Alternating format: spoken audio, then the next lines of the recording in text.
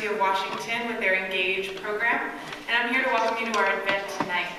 I am a PhD student at the university, and I study coastal hydrodynamics. And in a nutshell, that means that I study how waves break at the coastline and how waves and currents influence how our beach and our shorelines change over time. So I have been a part of the Engage class, and I get to have this opportunity to speak at Town Hall because of a special collaboration between Town Hall and the UW's Engage program.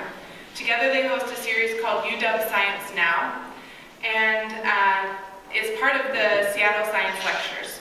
Sponsors include Microsoft and KPLU. Each speaker's program will run about 25 minutes, including 5 minutes for questions at the end. And we ask that you come up to the microphones at the edge of the stage so that we can get your voice recorded for the recording of the whole talk. But before I introduce our first guest, I'd like to mention some other events in the science series. First of all, please join us here tonight for Joe Wilson, who will discuss a guide to North American bees at 7:30 following these talks. And also the next talk in the UW Science Now speaker series will be on June 1st right here at 6 p.m. and that'll be Julia Kelson speaking about ancient soil predicting tomorrow's climate change. And now to our first guest. In Seattle and other urban areas, raising chickens has been gaining popularity. But for those with backyard coops, the dangers and diseases associated with animals are largely unknown. Dr. Heather Fowler, School of Public Health in the Department of Environmental and Occupational Health Sciences, will offer an overview of the history of backyard poultry ownership and will discuss how to stay safe around birds. Please give a warm welcome to Dr. Heather Fowler.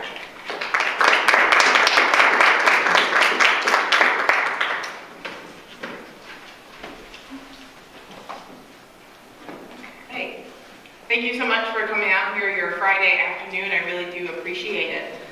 So before I dive into the topic of backyard poultry, I want to give you a little background on myself and how I arrived to conduct such work.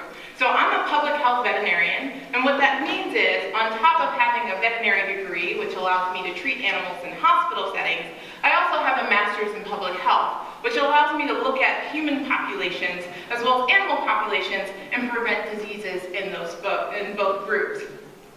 Well, part of that public health degree and profession really involves education and outreach. And while working on my master's and even after my master's, I realized what I really liked the most was teaching. I really enjoyed that education component of the job, which is how I landed on the PhD and why I'm here right now working on that degree. But growing up, I think if you ask any veterinarian what they wanted, or excuse me, if you ask a veterinarian when they realized they wanted to be a veterinarian, they would say it was when they were really young as a child. And so growing up in Trenton, New Jersey, my mother supported my love for animals, and I had this wide variety of animal species. Now, obviously this is clip art, but it's pretty representative of the animals that I've had in my life. My brother actually coins it the Fowler Family Zoo. So we talk about the Fowler Family Zoo in my family. And it's actually the name of our Wi-Fi. If you're ever in the area, you know you'll be by my house. So I was really on this fast track to becoming a veterinarian. So I went to the Pennsylvania State University for undergrad. I was a pre-vet major. I was so ready to be a small animal veterinarian. What that means is to work with cats and dogs in a hospital setting. But then Hawaii happened. In between my junior and senior year, I was trying to really just bolster my resume or my CV so that I can get into veterinary school. And so I went to Hawaii for one summer and worked on a research project. And that's actually where I fell in love with public health. I worked with native birds there and tried to prevent disease in those populations and saw how human health impacted animal health. Now, I did continue on to veterinary school. I went to the University of Pennsylvania, but I knew during undergrad, actually, that I wasn't going to just stop there.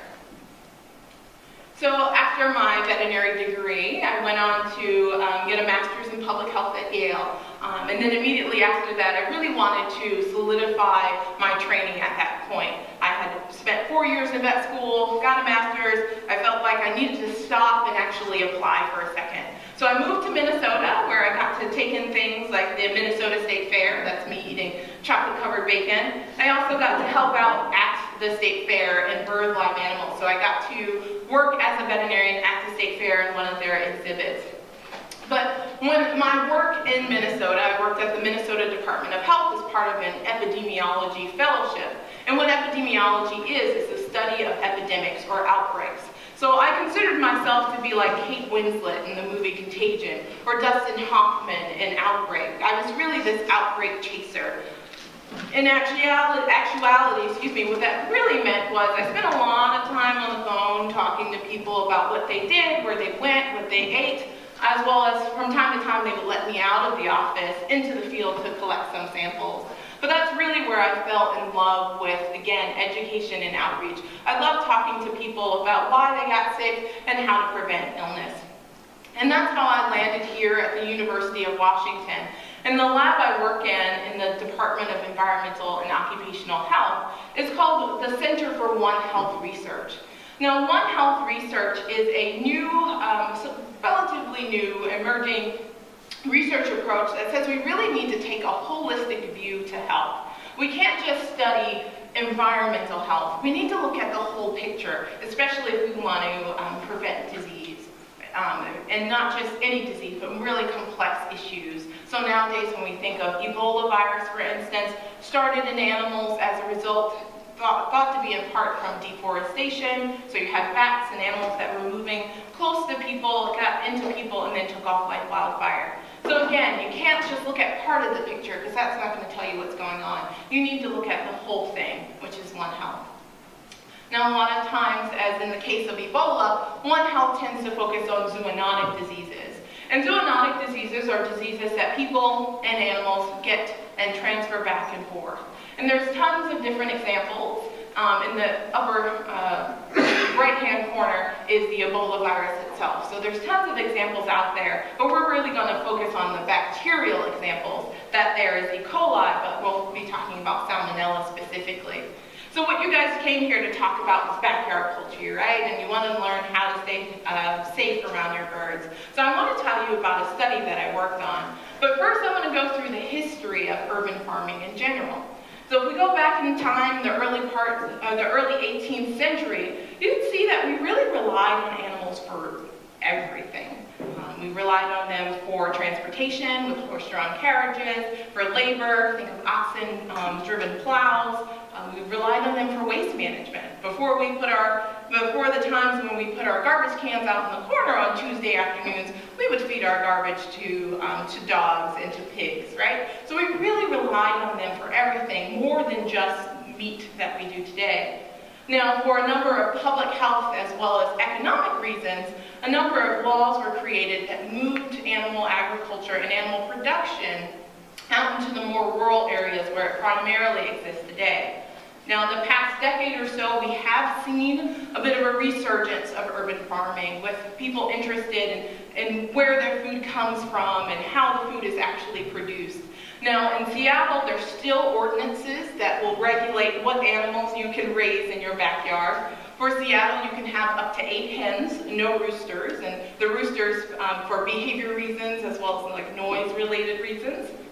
You can also own a potbelly pig and miniature goats, but obviously no cows or other production animals unless you have a lot of land that you can take care of them and maintain their welfare. So we've seen this resurgence of not just urban farming, but more specifically backyard poultry rearing. And now, the reason I wanted to tell you about my background is so that you can see really where I'm coming from as a public health veterinarian. So when I think of backyard poultry, and this is not to be a negative Nancy per se, but I often think of disease, right? I think of how can I prevent people from getting sick from handling their birds. So when you think of salmonella, and maybe you're thinking of salmonella in poultry, I should say, maybe you're thinking of raw chicken, so the meat product, not the actual live bird. But I want you to start thinking of the live bird as well. And if you're not familiar with salmonella or the disease caused by salmonella, generally causes a diarrhea, often bloody, abdominal cramps, vomiting, and fever. Now, according to the CDC, and this is talking about live poultry now, and not necessarily the food we eat, so contaminated chicken breasts or chicken legs and thighs and things like that, In the past 20 years or so, we've seen over 53 outbreaks, because obviously more outbreaks are starting to come in as time goes by, associated with direct contact with live poultry.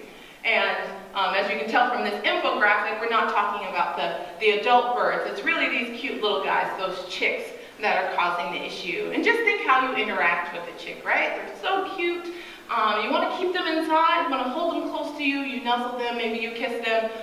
So your exposure, how you interact with them, and how you're potentially coming into contact with bacteria or salmonella, if it is present, is very different than how you would maybe interact with an adult bird.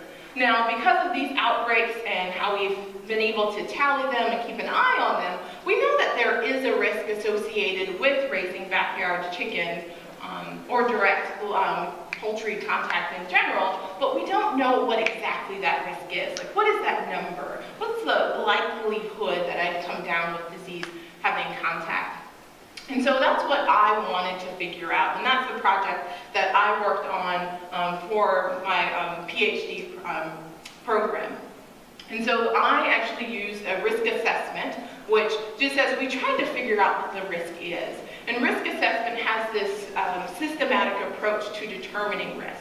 And the outputs are either qualitative, yes, no, high, low, medium, or quantitative, where we can say you're very likely 1 in 10 chance of disease type thing. And so the systematic approach really starts with a hazard identification. What question are you trying to solve? For me, I was trying to figure out what was the risk of backyard flock owners in Seattle coming down with salmonella as a result of having backyard poultry. So notice that it's very specific. I'm looking only at salmonella, only in Seattle proper. Once the hazard identification has been identified, so once we know what problem we're trying to solve, we then move on to the exposure assessment, where we try to figure out the dose. And by dose, I'm trying to think how much salmonella, how much of this bug are people really ingesting? And then from there, we look at dose response. So if I increase the dose, how likely are folks to become ill? Once you have all that information compiled, you can then put it into what is called a risk characterization, where you actually define what the risk is. And again, that can be qualitative, yes, no, or quantitative. Having completed the hazard identification, so knowing what I'm looking for, in this case, risk of salmonella and backyard flock owners in the Seattle area, I then had to figure out, well, how does the bug get from the environment and the birds to the people? So I really had to map out what's called an exposure pathway. And by exposure, I'm saying coming into contact with that pathogen. So how does it get from bird to person? And so starting with the birds, so salmonella is in our gut and causes illness. It's also in the gut of poultry. It doesn't always cause illness with them, so they don't always have obvious signs that, oh, maybe I should take extra precautions. But they can be contaminating their environment, which is, their coop area or wherever they go, right? Wherever they walk, whatever, if they have access into your house, they can be contaminating that as well. And by contaminating, I mean adding that pathogen there. From that contamination point, then you, the flock owner, come in, you handle your birds, you touch different environments, you touch their food, you touch other things, and then that can be transferred to your hands. Now, in order to get in the gut, it has to be ingested, and that's usually from hand-to-mouth activity. So maybe you forgot to wash your hands, or you didn't wash your hands properly, you went and made a sandwich, you made food, or even smoking is considered a hand-to-mouth activity. And so from there, once it gets in, it can cause disease, though it doesn't always, and there are host-specific factors that we look into. So using that exposure pathway, it really helped dictate what samples I wanted to collect. So thinking first of that contaminated environment, I had to go out and swab that environment, right? I wanted to see if salmonella was there, and if so, how much. Then, thinking of that next step with the hands, I then wanted to swab the hands of flock owners before and after they cared for their birds to get an idea if salmonella was transferred at any point during their process. Then finally, I wanted to get an idea of how often were flock owners actually actually touching their face. And so that's that hand-to-mouth activity that would then put them at risk for ingestion and then ultimately disease. So I was able to record flock owners during that process and evaluate that video. From there, I had a number of different variables that I looked at in terms of the contaminated environment, salmonella there, yes or no, how big was the flock, how many birds were there, how much manure did they produce, etc. And all that information, again, from that dose response and the exposure assessment went into a model that put out some very pretty graphs that told me what the risk was and then what was the range around that. So I can't tell you the risk is 10%. I'd say 10% plus or minus 2%, right? So you have a 10% chance, a 1 in 10 chance of getting something plus or minus 2%. So results from the study, I sampled exactly 50 coops in the Seattle metropolitan area, the majority of which were in Seattle proper. I took a total of 100 hand swabs from flock owners, so that was before and after, so 50 before, 50 after. And then I took a total of 203 environmental wipes. I also collected 8 hours of footage, which was a lot to review and annotate, so I had to look at what those actions were and how people were interacting with their birds, etc. And during those videos, I noticed people conducting activities that in public health we would consider risky behaviors or risky activities. And that included holding birds close to their person. Remember I said the birds can contaminate their environment. Well, they can also get some of that stuff on their feathers, right? Because they're hanging out in that environment. And so you handling them and holding them close to you can actually contaminate your clothes. I also had, though not on video, we did have some folks that kissed their birds. And we also saw evidence of people wearing shoes that they wore in the house into the coop area and then going back into the house. So the potential of trekking whatever was in that contaminated environment into the house. As I said, I was looking for salmonella, and this is a colored image of what salmonella looks like on a really, really high microscope. And I found none. But I still wanted to model the risk, right? So I had to change my approach a little bit. So I had to look in the literature to see what the different studies that had looked at this very topic as well, maybe in different areas, maybe in different types of birds, maybe turkeys and things like that. And I pulled out these values that represented some of these variables that are shown here, and I was still able to model the risk. And the estimate I came up with was pretty low, like one in a billion. Kind of low, but it's not 0. But when it comes to staying safe around the birds, I think the public health message remains the same. I don't want you to necessarily wear a spacesuit. That's not necessary. But the CDC has really great recommendations on what's best to do. And that includes wearing dedicated flock shoes, keeping them in the coop area, or maybe by your back door. Handling birds at a safe distance, so not close to your person. You don't have to hold the chick like this, but definitely be conscious of the fact that if you hold them close that you are contaminating your clothes. Remember that poultry's place is outside. People like to bring them in. I know there's some new products out there that allow you to bring your birds in. We really want you to remember that because they don't always show signs of illness with salmonella, they can be shedding at any time. And then finally, one of the biggest pillars of public health that no matter what bug you're talking about, wash your hands. So wash your hands after handling the birds. But I would say the biggest thing I want you guys to remember is there is a risk. Though I found a very low risk in my particular model, there is a risk. And I want you to be aware of it and take those precautions. So I want to thank first and foremost the backyard flock owners that allowed me to come into your yards and collect these samples, Town Hall, Engage, Center for One Health Research, and other colleagues that helped with this. And I thank you very much. And I'll take questions if there's time.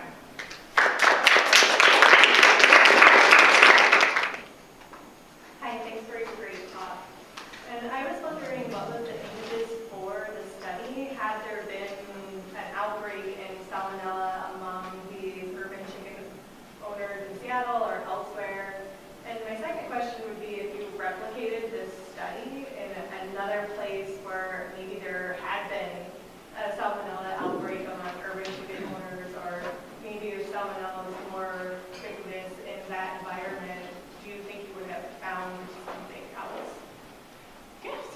two questions there. The first one wanted to know what was the impetus for this study. And I think coming in as a PhD student, coming to an area where backyard poultry is really prevalent, I was really interested in knowing what precautions flock owners were taking. So this was more from an academic standpoint for me. And then quantifying that risk, again, was a way to reinforce those risks. And then I showed you that infographic at the beginning with the CDC showing that there have been outbreaks associated with poultry, and those have been nationwide. So we've had one or two cases in Seattle throughout those different outbreaks. So it wasn't anything specific to Seattle, it was just me being here and interested in the topic. And then the second question of had I tried the study elsewhere, would I have gotten different results? And that's a great question. And I think there are a lot of factors that went into me not finding any salmonella. The time of year that I sampled was in the summertime, and we had a dry summer in 2014. Salmonella can hang out in the environment, persist in the environment, but it does depend on a number of environmental factors. So, and also I only did one-time sampling. I went out to the house once and didn't find salmonella in any of the instances, but with each phone call, because I called the flock owners and I told them their results, I did still reinforce those public health pillars and reminded them that, if this was a one-time sampling, the animal, as soon as I could have left, contaminated that environment. So regardless of where the study was done and the different results, I think those public health recommendations remain the same. What environment does salmonella thrive in? That's a very good question. There are lots of factors. Water activity, so moist environments, but not too moist, not too dry. There's a number of studies out there that look at the different factors, and then how long they persist depends on, are they under direct sunlight? So that goes back to drying and moisture as well. And are there any nutrients? So bacteria needs nutrients there. So it's really hard to say your backyard versus your backyard will have salmonella. And then there are models out there, and there are studies that look at what those factors are. It's just really hard to, if you're looking at it as a way to, how do I eliminate it in my backyard, it's really hard to figure that out. And that's why we've been focusing on prevention in terms of activities versus how to eliminate salmonella from the environment. That was scary. Is there any data on people that actually get salmonella in Seattle and have poops salmonella? Yeah, so in terms of scientific studies, not so much. No, yeah, I guess it's a small population.